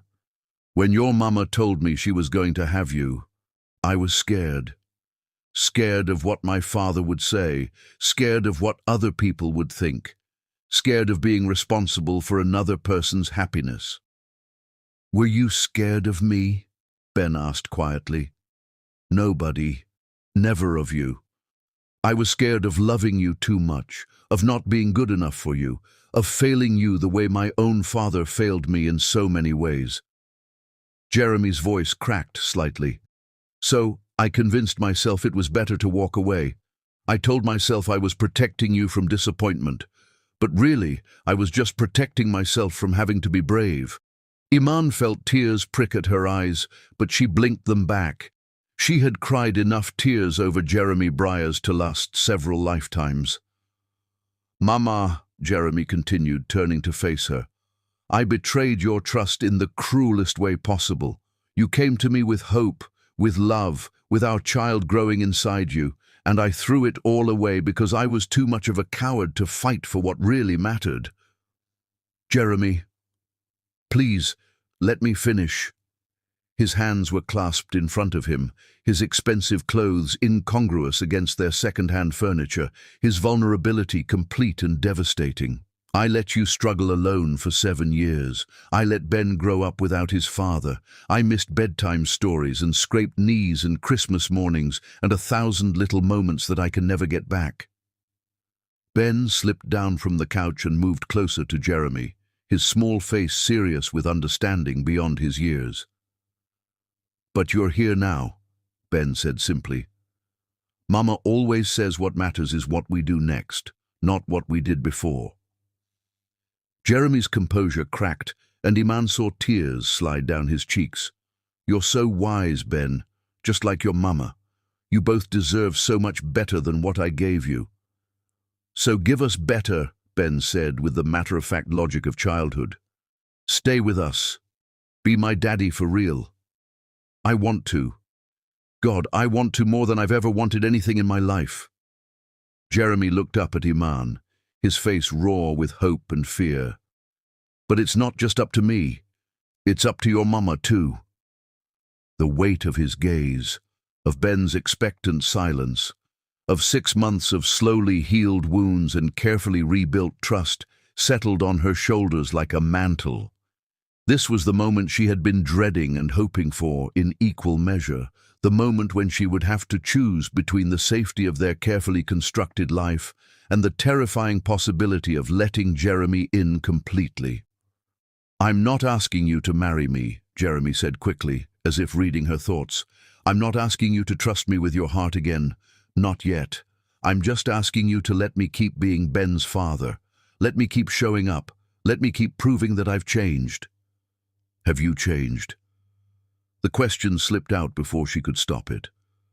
"Really changed, Jeremy? Or are you just playing house until something more interesting comes along?" Jeremy's answer came without hesitation. 6 months ago, I was living in a penthouse apartment that cost more per month than most people make in a year, and I was the loneliest man in New York City. I had everything money could buy and nothing that actually mattered.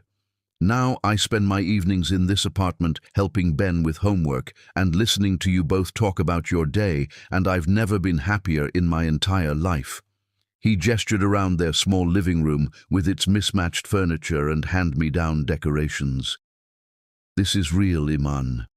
This is what I want, not the charity galas or the society pages or the approval of people who don't actually care about me. This. But what about your father, your company, your whole world?" "My world is right here." Jeremy's voice was firm. "Everything else is just noise." Ben, who had been listening to this exchange with the intense focus he applied to everything important, suddenly moved forward and wrapped his arms around Jeremy's neck. "I love you, Daddy," he whispered against Jeremy's ear. "Even when you were scared, I still loved you." Jeremy's arms came around Ben automatically, holding him close, and Iman watched her son and his father hold each other with a fierce tenderness that made her chest tight with emotion. "I love you too, Ben," Jeremy whispered back, "more than all the stars in the sky, and I promise you I will never, ever leave you again." "What about Mama?" Ben pulled back to look at Jeremy seriously. "Do you love Mama too?" The question hung in the air like a challenge. Jeremy's eyes found Iman's across their son's head, and she saw everything in his gaze: love, regret, hope, determination, and a vulnerability that took her breath away. "I love your mama more than my own life," Jeremy said quietly. "I always have. I was just too afraid to admit it before." The words hit her like a physical force, 7 years of carefully constructed walls crumbling in an instant.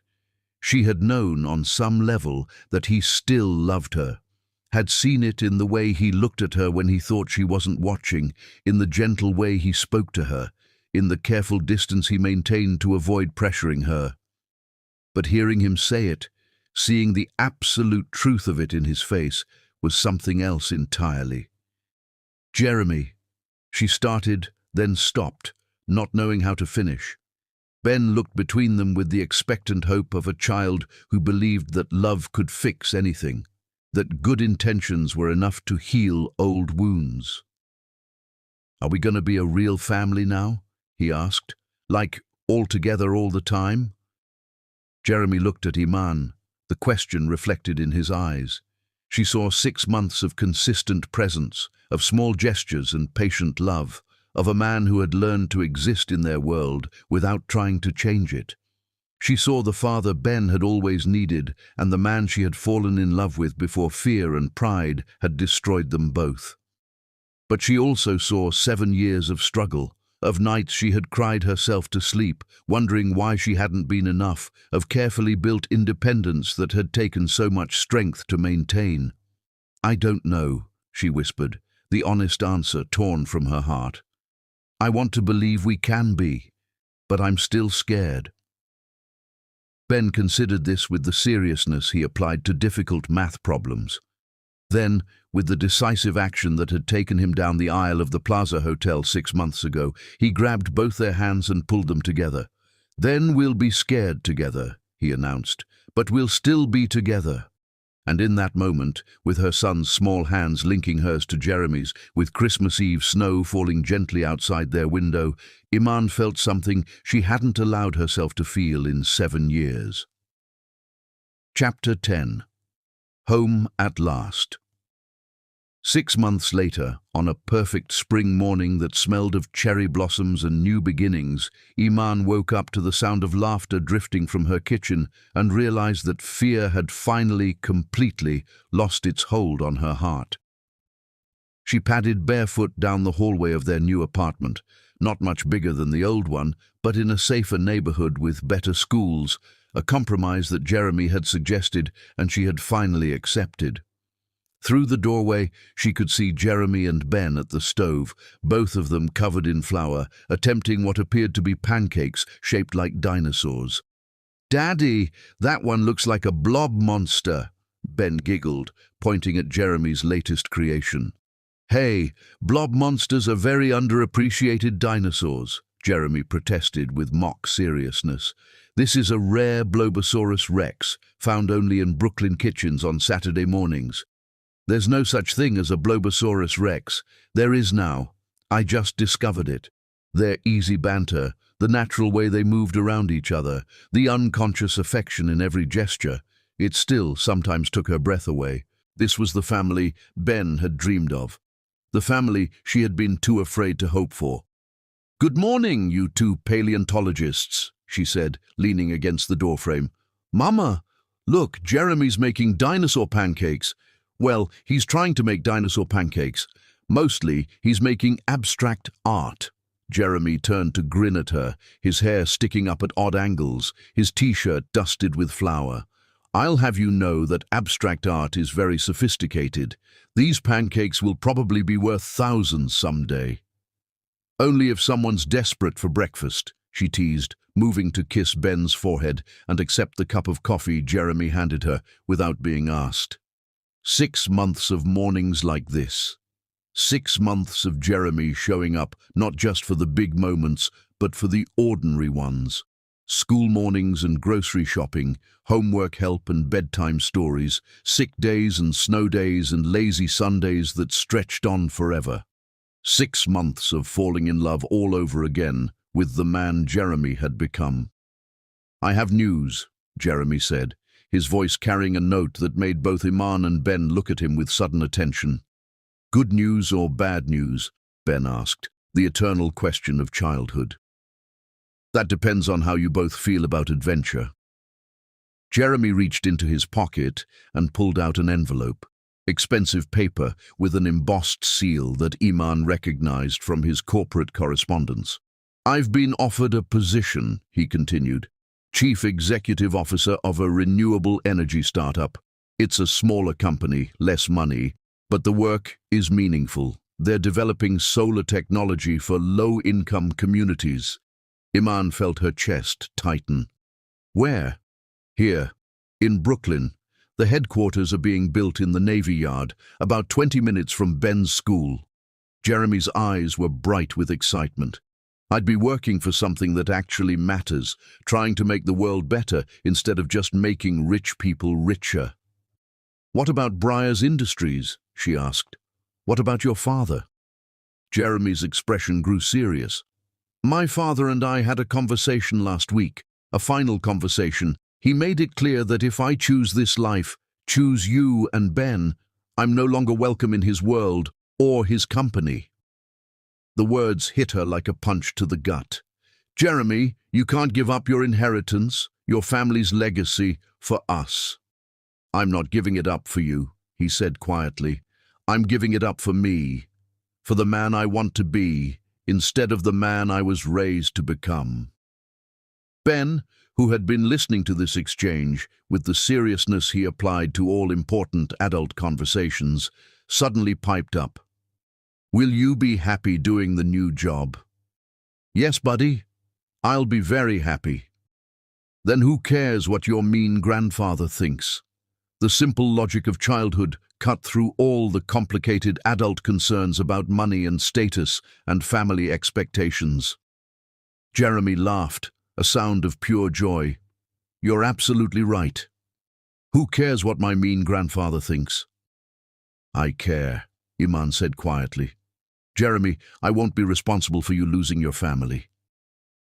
Chapter 10. Home. At last.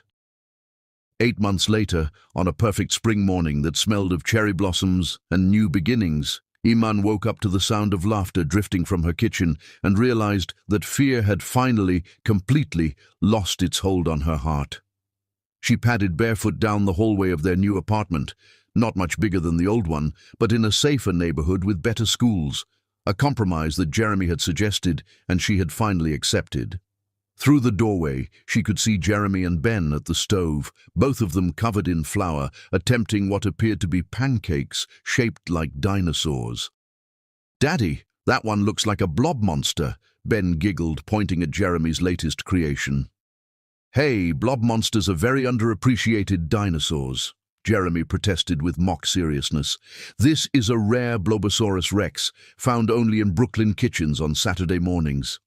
"There's no such thing as a Blobosaurus rex." "There is now. I just discovered it. Their easy banter, the natural way they moved around each other, the unconscious affection in every gesture, it still sometimes took her breath away. This was the family Ben had dreamed of, the family she had been too afraid to hope for. "Good morning, you two paleontologists," she said, leaning against the doorframe. "Mama, look, Jeremy's making dinosaur pancakes. Well, he's trying to make dinosaur pancakes. Mostly he's making abstract art." Jeremy turned to grin at her, his hair sticking up at odd angles, his t-shirt dusted with flour. "I'll have you know that abstract art is very sophisticated. These pancakes will probably be worth thousands someday."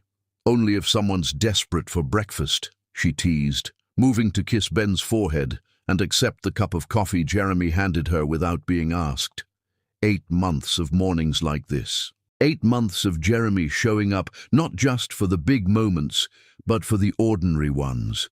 School mornings and grocery shopping, homework help and bedtime stories, sick days and snow days, and lazy Sundays that stretched on forever.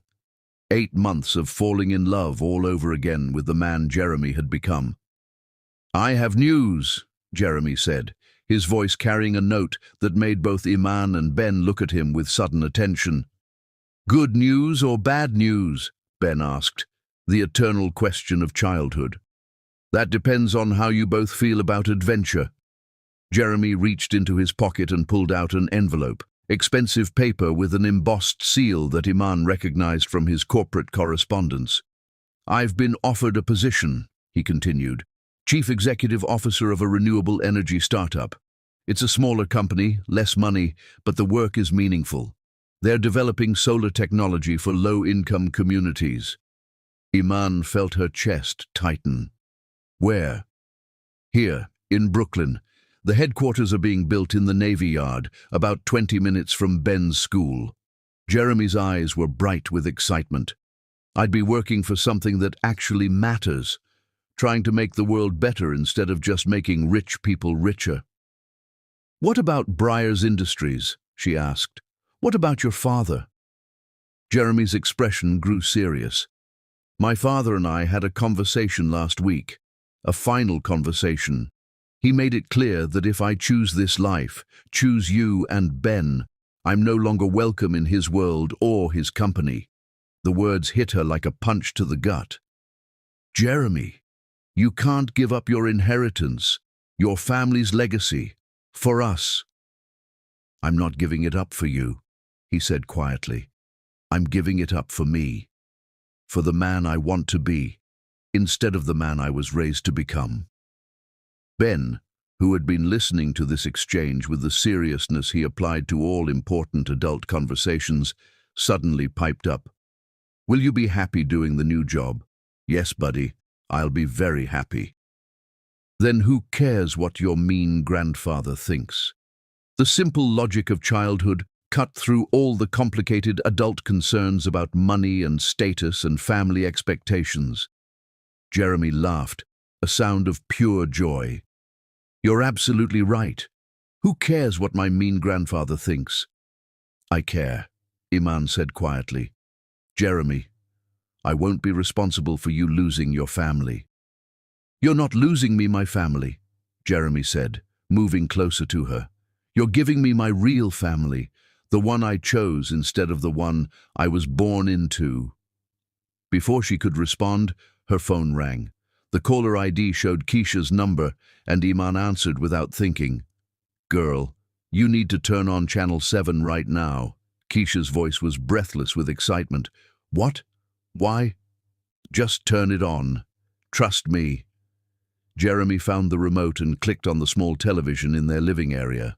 The morning news was on, and Iman's heart stopped as she saw the headline scrolling across the bottom of the screen. Billionaire CEO chooses love over fortune. The anchor was speaking. In a surprising turn of events, Jeremy Breyers, former CEO of Breyers Industries, has announced his resignation from the family company to pursue what he calls meaningful work in renewable energy. Sources close to the family suggest this decision is related to his relationship with Iman Saldana and their son, Ben, following the dramatic wedding incident 8 months ago that captured national attention. Oh my God, Iman whispered. But the story continued. The screen showed footage of Jeremy at a press conference she hadn't known he was giving, looking confident and determined in his best suit.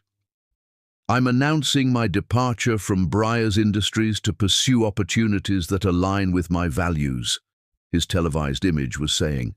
For too long, I've prioritized profit over people, status over substance. I'm choosing a different path, one that involves clean energy, community development, and building a world I'm proud to leave for my son. A reporter's voice called out, Mr. Breyers, is this decision related to your personal relationship? Jeremy's smile on screen was radiant.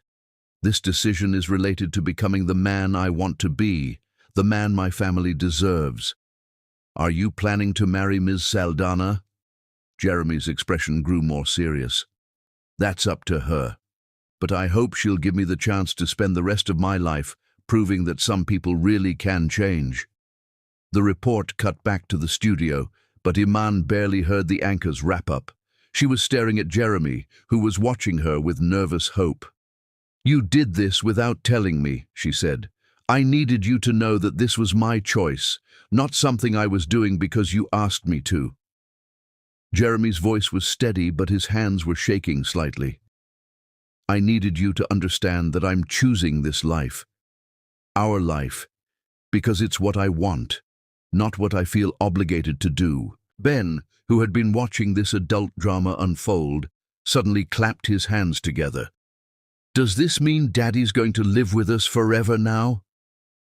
The question hung in the air, the same question that had been building for 8 months of careful steps toward trust and love. Jeremy looked at Iman, everything he felt written clearly on his face.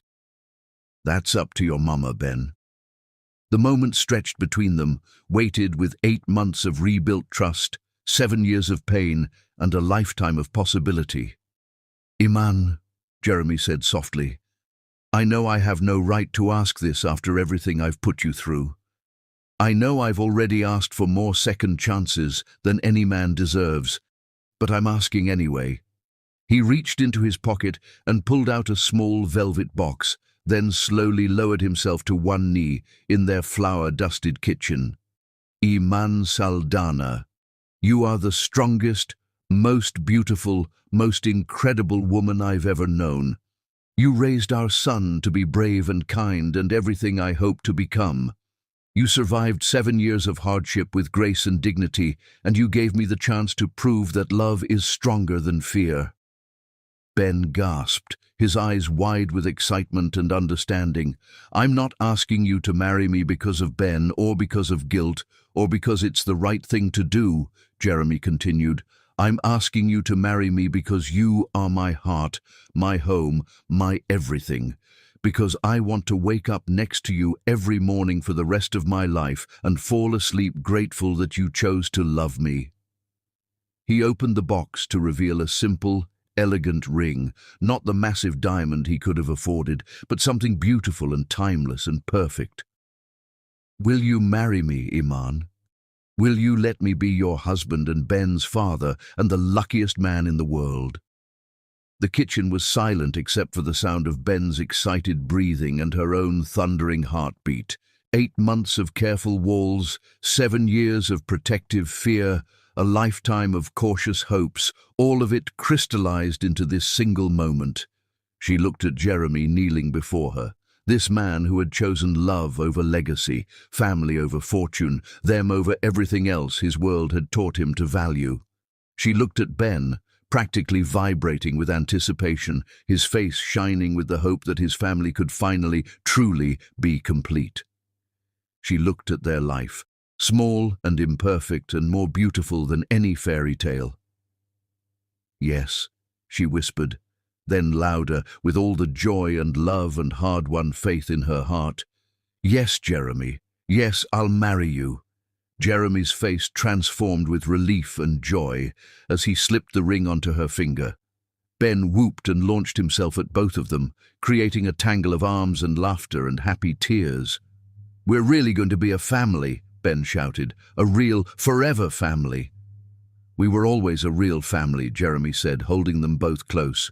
We just needed to find our way back to each other. 3 weeks later, on a sunny Saturday afternoon in Prospect Park, surrounded by the people who truly mattered, Keisha and Sage and River and Ben's baseball team and a dozen other friends who had become their chosen family, Iman walked down a simple aisle of flower petals toward the man who had learned that love was worth more than any fortune. She wore a dress she had bought herself, simple and white and beautiful, and carried a bouquet of wildflowers that Ben had helped Jeremy pick that morning. Jeremy stood waiting in his best suit, his face radiant with joy, River beside him as best man and Ben as ring-bearer, practically bouncing with excitement. The ceremony was small and perfect, officiated by Keisha, who had gotten ordained online just for the occasion. There were no society photographers, no 6-tier cakes, no 300 guests in designer gowns. There were just vows spoken with tears of joy, promises made with full hearts, and the absolute certainty that they had finally found their way home. I promise to love you through every ordinary morning and every extraordinary dream, Jeremy said, his voice steady and sure. I promise to be the father Ben deserves and the husband you've always been worthy of. I promise to choose you every day for the rest of my life. I promise to trust this love even when it scares me, Iman replied, her voice strong despite her tears. I promise to believe in the man you've become and the family we're building together. I promise to choose forgiveness over fear, hope over hurt, and love over everything else." When they kissed, Ben cheered louder than anyone, and River had to catch him when he jumped up to hug them both before the officiant had finished speaking. Later, as they danced to music playing from someone's phone while Ben ran around with the other children, Iman looked up at her husband, and felt something settle in her chest that she had never dared name before. Peace. Complete, perfect, unshakable peace. "Regrets?"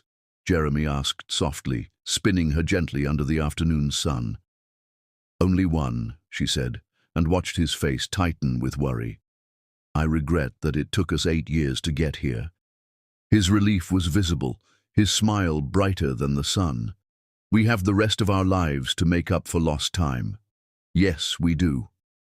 Later that evening, in their small apartment that finally felt like home, they tucked Ben into his bed and sat with him as he fought sleep, too excited by the day's events to close his eyes. "Are you happy, Mama?" he asked drowsily. "So happy, baby. Are you?" "The happiest." Ben looked at Jeremy seriously. "Daddy, are you going to stay forever now? Really, truly forever?" "Really, truly forever," Jeremy promised. "You're stuck with me now, buddy." "Good," Ben said with satisfaction. "I love you both so much." "We love you too," they said in unison, then looked at each other and laughed. After Ben finally fell asleep, they sat on their small couch, holding hands and watching the city lights twinkle beyond their window. "So what now?" Iman asked. "Now we live," Jeremy said simply. "We wake up tomorrow and make breakfast and help Ben with homework and figure out how to be married people. We take it one day at a time and build something beautiful together. It won't always be easy. Nothing worth having ever is." Jeremy lifted their joined hands and kissed her wedding ring. "But we'll face it together. All of us." Outside their window, Brooklyn hummed with 8 million dreams and second chances, and families being born and reborn every day. Somewhere across the city, in his lonely penthouse, Camden Briars was probably raging about his son's choices. Somewhere in the Hamptons, Tallulah was probably planning her own wedding to someone more suitable. But here, in this small apartment filled with love and laughter and the promise of tomorrow, the Briars family was finally, completely, joyfully home. Ben had been right all along. Love really could fix anything. And some families, the very best ones, were worth waiting for. Peace. Complete, perfect, unshakable peace. "Regrets?" Jeremy asked softly, spinning her gently under the afternoon sun. "Only one," she said, and watched his face tighten with worry. "I regret that it took us 8 years to get here." His relief was visible, his smile brighter than the sun. "We have the rest of our lives to make up for lost time." "Yes, we do." Later that evening, in their small apartment that finally felt like home, they tucked Ben into his bed and sat with him as he fought sleep, too excited by the day's events to close his eyes. "Are you happy, Mama?" he asked drowsily. "So happy, baby. Are you?" "The happiest." Ben looked at Jeremy seriously. "Daddy, are you going to stay forever now? Really, truly forever?" "Really, truly forever," Jeremy promised. "You're stuck with me now, buddy." "Good," Ben said with satisfaction. "I love you both so much." "We love you too," they said in unison, then looked at each other and laughed. After Ben finally fell asleep, they sat on their small couch, holding hands and watching the city lights twinkle beyond their window. "So what now?" Iman asked. "Now we live," Jeremy said simply. "We wake up tomorrow and make breakfast and help Ben with homework and figure out how to be married people. We take it one day at a time and build something beautiful together. It won't always be easy. Nothing worth having ever is." Jeremy lifted their joined hands and kissed her wedding ring. "But we'll face it together. All of us." Outside their window, Brooklyn hummed with 8 million dreams and second chances, and families being born and reborn every day. Somewhere across the city, in his lonely penthouse, Camden Briars was probably raging about his son's choices. Somewhere in the Hamptons, Tallulah was probably planning her own wedding to someone more suitable. But here, in this small apartment filled with love and laughter and the promise of tomorrow, the Briars family was finally, completely, joyfully home. Ben had been right all along. Love really could fix anything. And some families, the very best ones, were worth waiting for.